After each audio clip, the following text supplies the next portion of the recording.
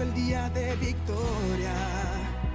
La palabra es el mapa de mi vida, brújula de mi destino, luz que alumbra mi camino, la llave que abre las puertas de salvación, sanidad, prosperidad y de fe para mi familia. Declaramos y creemos que seremos empoderados por la palabra de Dios. A través de los tiempos el hombre ha querido conquistar todo lo que está a su alrededor. Ha querido conquistar el universo, la luna, Marte, ha querido conquistar montañas, la tierra, aún las profundidades más oscuras de la mar. Pero a veces perdemos de vista que la conquista más grande que tenemos que hacer es la conquista de todos nosotros como seres humanos, de nosotros como hombres. Y lamentablemente perdemos esto de vista en tratar de encontrar aquellas cosas que pensamos que se nos han perdido a nuestro alrededor sin darnos cuenta que la primera pérdida que todos sufrimos es la pérdida de nosotros mismos en este mundo sin entender nuestro propósito, nuestro lugar, nuestra posición. Y es poderoso porque Jesús vino a buscar lo que se había perdido. No vino a buscar meramente un pedazo de tierra.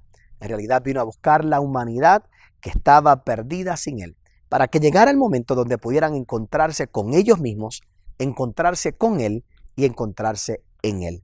De eso quiero hablarte en el día de hoy. Creo que tu vida va a ser totalmente bendecida. Si recibes esta palabra, tu vida va a ser transformada. Gracias por ser parte de nuestra comunidad en YouTube. Gracias por ser parte de todo lo que estamos haciendo. Si todavía no eres parte de nuestra comunidad, suscríbete aquí en el canal de YouTube. Comenta, por favor, compártelo con otro. Enciende las notificaciones.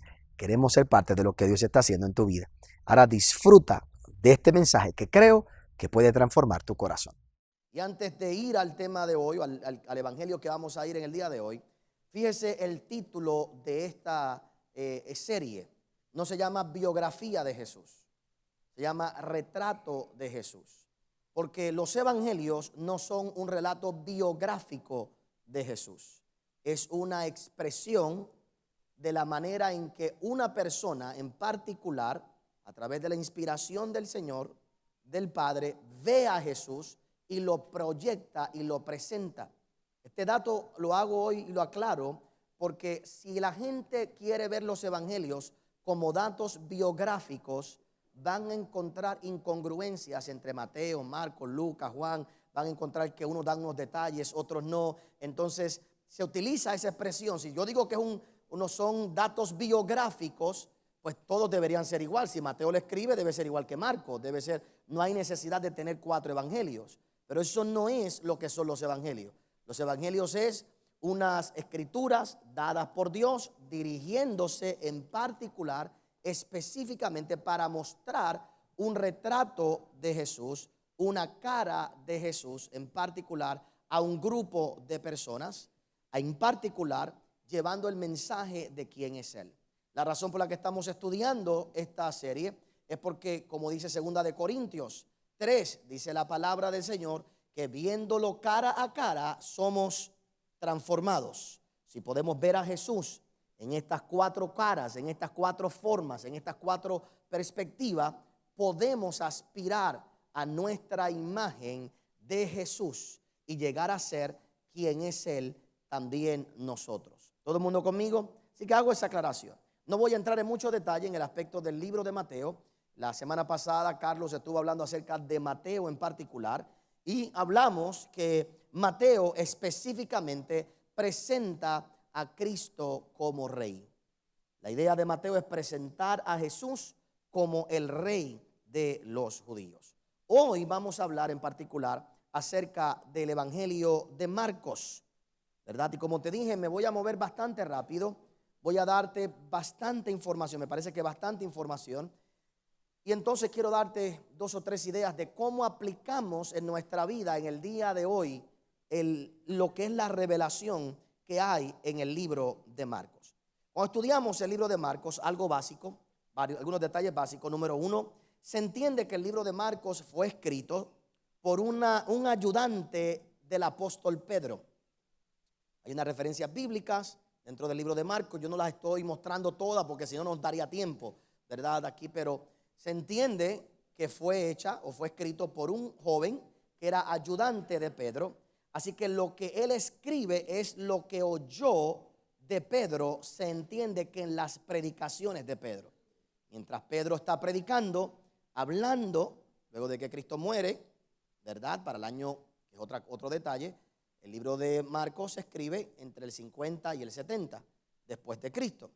Entonces este es el ayudante de Pedro que está oyendo a Pedro predicar y mostrar este lado de Jesús al público al que Pedro le quiere llegar, que es un público romano cristiano, es un público más griego, como a diferencia de Mateo, que es un público más judío. El evangelio de Marcos va dirigido un poco más a lo que es el grupo romano cristiano, ¿ok?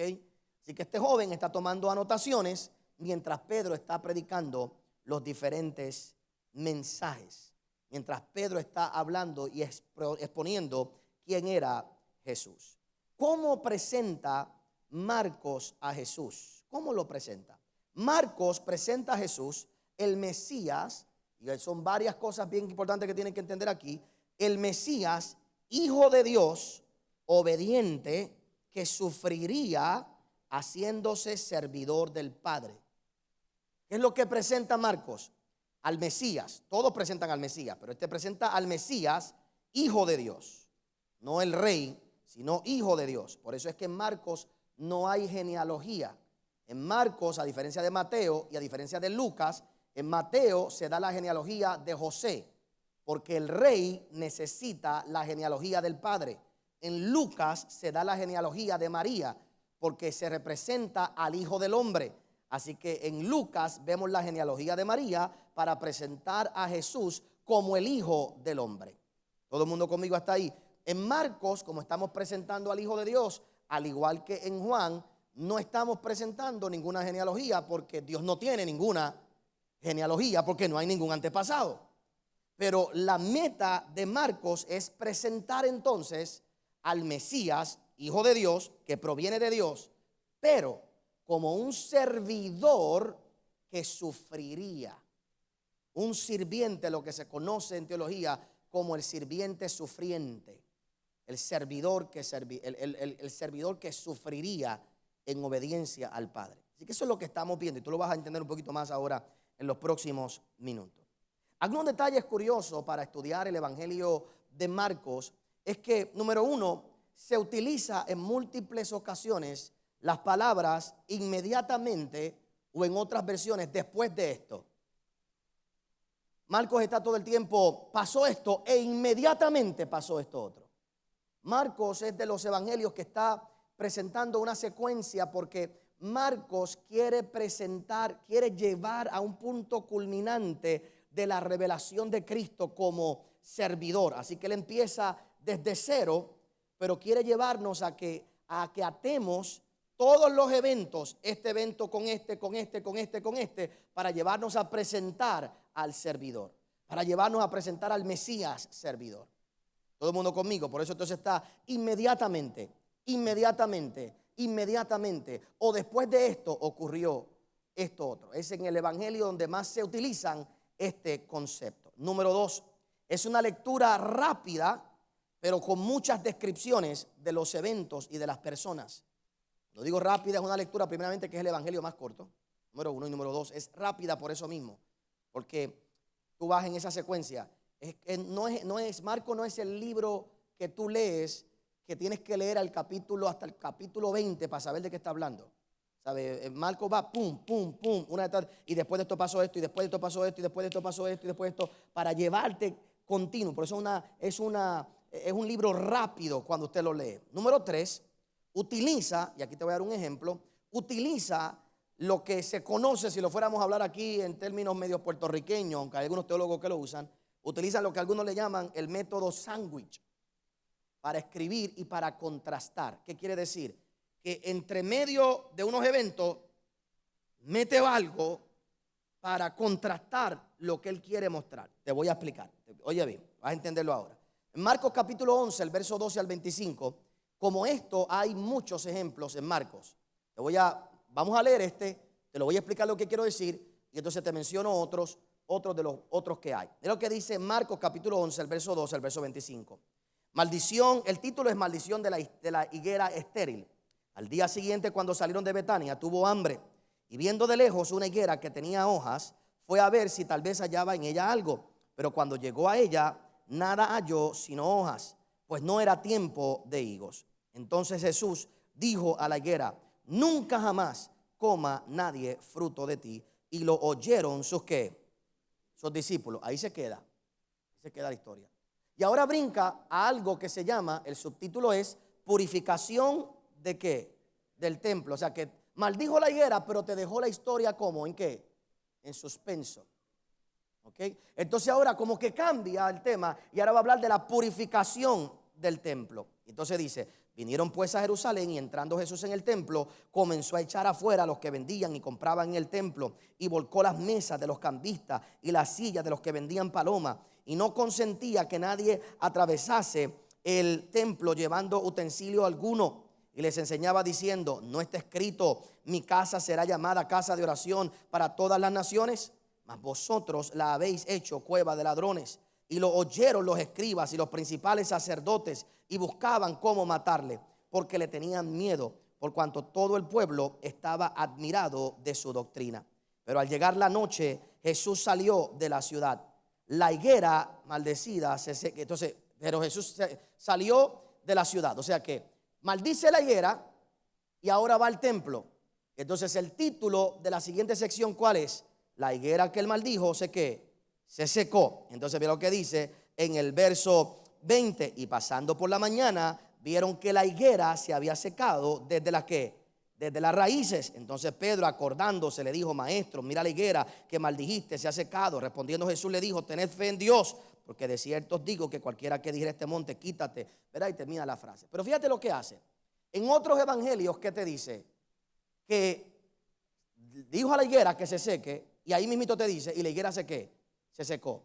Marcos no hace eso. Marcos dice: el Señor fue, vio la higuera que no tenía hojas, que no tenía nada para producir, la maldice, lo deja ahí, pam, va al templo, saca los mercaderes del templo, y después que hace eso, regresan y se dan cuenta que la higuera que había él maldito se secó. Lo que está haciendo es contrastando el secar la higuera seca con lo seco de lo que estaba pasando en el templo. ¿Me explico? Entonces, en el medio de todo, él pone ese sándwich. Él pone esta información porque sabemos que la higuera es símbolo ¿de quién? De Israel. Sabemos que la higuera seca es igual que el templo que está seco cuando están los mercaderes haciendo lo que no tienen que hacer. Sabemos que el final de la higuera es que la higuera se va a ¿qué? Secar. Y sabemos que el final del templo es que se va a ¿qué? A destruir. Por lo tanto, la historia Marco la está explicando y le está contrastando. Entonces empieza la historia en un punto, te introduce otra cosa que parece estar totalmente diferente, pero es para llevar entonces a la conclusión de que esto que Jesús hizo aquí es parecido a lo que está pasando acá. ¿Todo el mundo conmigo? No vamos a leer otros versos, pero por ejemplo, en la Biblia, en Marcos capítulo 6 en particular, del 7 al 30, vemos esto mismo. Vemos esta transición de esta forma. Vemos, Jesús envía a los 12 discípulos, o envía a los discípulos. Los envía con autoridad. Búsquelo después en su casa. Los envía con autoridad. De repente no sabemos nada de esos discípulos, pero sabemos que Juan el Bautista muere. Entonces viene él y habla, y Juan el Bautista muere. Y entonces, después que Juan el Bautista muere, vemos a los discípulos retornar con éxito. Vemos ahora a los discípulos que envió en otros evangelios que él hace. Mandó a los discípulos y regresaron contando. En este no, en este dice, mandó a los discípulos. Y Juan el Bautista en medio de esto muere. Y regresan los discípulos con autoridad. ¿Qué Marcos está diciendo con eso? Marcos está poniendo los dos eventos paralelos. Jesús envía a los discípulos y Juan muere, queriendo decir, la época de Juan y los discípulos de Juan que terminaron, y ahora aquellos que tenían poder ya no lo tienen, y los discípulos que retornan sí tienen poder. ¿Me explico? ¿Todo el mundo conmigo? Y así como eso, hay múltiples ejemplos en el Evangelio de Marcos. Usted lo mira, aquí usted puede contrastar y ver la revelación de lo que Jesús quería mostrar. Y la idea es llevar a todos nosotros en el día de hoy a un punto culminante, a un punto de revelación. Él va poco a poco encerrando, Él va poco a poco levantando, Él va poco a poco promoviendo, Él va poco a poco, ¿verdad?, haciendo, Él va poco a poco llevándonos rápido para llevar a la revelación de Jesús como el servidor. Hasta ahí vamos a llegar en un momento. Cuando observamos el Evangelio de Marcos, hay una dinámica muy especial para llevar este mensaje principal, que ya te he dicho cuál es, que es el servidor, ¿verdad? Y siempre tenemos que tener en mente, nosotros desde el primer servicio que hablamos de que el contexto de estos evangelios era un grupo de personas que estaban esperando al Mesías, que los iba a salvar. El problema es que ellos esperaban a un tipo de Mesías y Jesús no era nada parecido a lo que ellos esperaban. Era el Mesías, pero no era el Mesías que ellos esperaban. Él fue el rey, pero no es el rey que ellos esperaban. Porque el rey que ellos esperaban los iba a librar de los romanos físicamente, los iba a librar de esto, los iba a librar de aquello, de lo otro. ¿Me explico? Lo mismo con Marcos. Van a ver al Mesías, pero no lo pueden ver porque el Mesías para ellos no es, el Mesías para ellos no viene a servir. El Mesías venía a ser servido. Y Marcos está presentando un Mesías que va a servir. Usted sabe, una de las cosas más difíciles, por ejemplo, para muchas esposas es ver a su marido servirle a otro hombre. Muchas esposas en la iglesia, uno de los conflictos que hay muchas veces con los matrimonios es que la esposa no puede ver a su esposo sirviéndole a otro hombre, porque el orgullo de la esposa quiere ver al esposo arriba y no sirviendo. Sin darse cuenta, la mujer que tiene que saber que mientras tu esposo sirva, lo tienes de seguro en tu casa. Silencio. Es muy complicado porque lo que le dice la mujer al hombre es: tú eres el que deberías estar allí. Tú eres el que debería ser el jefe. Tú eres el que debería estar haciendo esto. Tú tienes el talento. Tú tienes para hacer esto. Tú eres el que lo puedes hacer. Nadie, tú no debes. Tú podrías estar allí. Tú lo podrías hacer. Porque mucha autoestima de la mujer la recibe de lo que el hombre alcanza. Y ver a su marido cargarle el maletín a otro, muchas no lo. Porque su hombre debe ser el más grande. Su hombre debe ser el más poderoso. Su hombre debe ser el mejor. Su hombre es el que debería estar en la posición. Por eso usted se va a dar cuenta que hay mujeres que cuando su marido no viene a la iglesia, oran por él para que se convierta para Cristo. Pero la verdad es que lo quieren es convertido para ella. Porque cuando se convierten, ahora cuando el hombre se mete en la iglesia a trabajar, lo sacan. Porque no lo querían para Cristo, lo querían para ella. Oiga bien, y aprenda esto, aunque esto no es una sesión de matrimonio. El hombre, oiga bien esto, la mujer está comprometida en una relación, pero el hombre siempre está involucrado. El hombre no tiene el mismo grado de compromiso que la mujer, nunca. En un desayuno, la gallina pone el huevo, pero ella vive. El jamón lo tiene que dar un cerdo, pero hay que matarlo. Así que en un desayuno el comprometido es el cerdo, no la gallina. ¿Ok? Analícelo. En un desayuno el cerdo da la vida para el jamón. Pero un cerdo con un pedazo de jamón menos en el muslo, ¿verdad? Hay que matarlo completo. La gallina pone el huevo y sigue viviendo. En la relación, la mujer está comprometida más que el hombre. Cuando una mujer va a tener un hijo, ella es la que engorda. Ella es la que le salen estrías. Ella se compromete a otro nivel. Por lo general, cuando un matrimonio se divorcia, es la mujer la que carga ¿con quién? Los hijos. La mujer tiene un nivel de compromiso en una relación. Por eso es que la mujer siente tanta inseguridad. Porque el hombre puede coger las cosas, levantarse y ¿qué?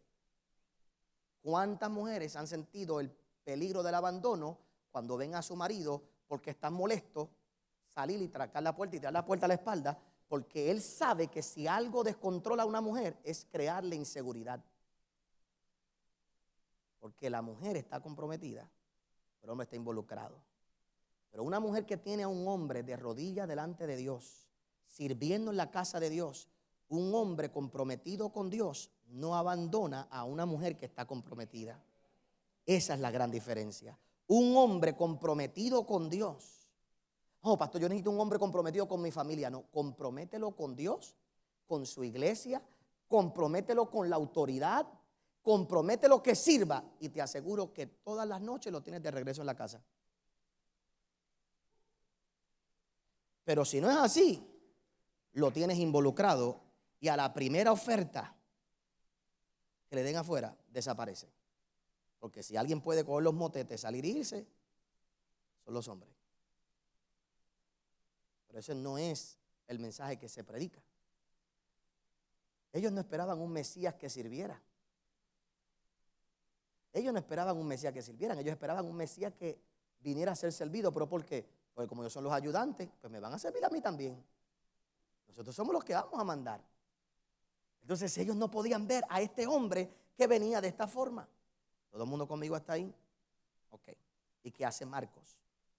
Cuando usted mira en el libro de Marcos, Marcos va llevando esta revelación poquito a poco. Se quedaron como que en silencio ahí, calladitos. No hay problema. Hermana, mientras usted ve a su marido realmente de rodilla orando, sirviendo, humilde, sirviendo a otro, cargando de las maletas a otro y sirviendo en la casa de Dios, ese es un hombre comprometido. Si usted le siembra la semilla incorrecta en el corazón, porque usted lo quiere para usted, ese día lo daña. Ese día lo daña. Déjelo que se comprometa con Dios. Déjelo que se comprometa en la casa de Dios. Déjelo que diezme y que ofrende. Que se comprometa. Créame cuando le digo, si se compromete en la casa de Dios, amará a su familia, amará a sus hijos, trabajará, pagará los impuestos, pagará la pensión. Pero toda mujer que le mete en la cabeza, tú eres lo más grande, tú eres lo mejor, y tú deberías estar arriba, y tú eres el que debes mandar, y tú eres el que puede, y lo saca de servir, no se da cuenta que está provocando que en su propia vida eventualmente haya traición. Gracias por haber acompañado al pastor Otoniel Font. Si este mensaje ha sido de bendición a tu vida, puedes obtenerlo llamando al número que aparece en pantalla. También puedes hacerlo accediendo a nuestra página en internet www.otonielfont.com. Te esperamos en la próxima edición del pastor Otoniel Font.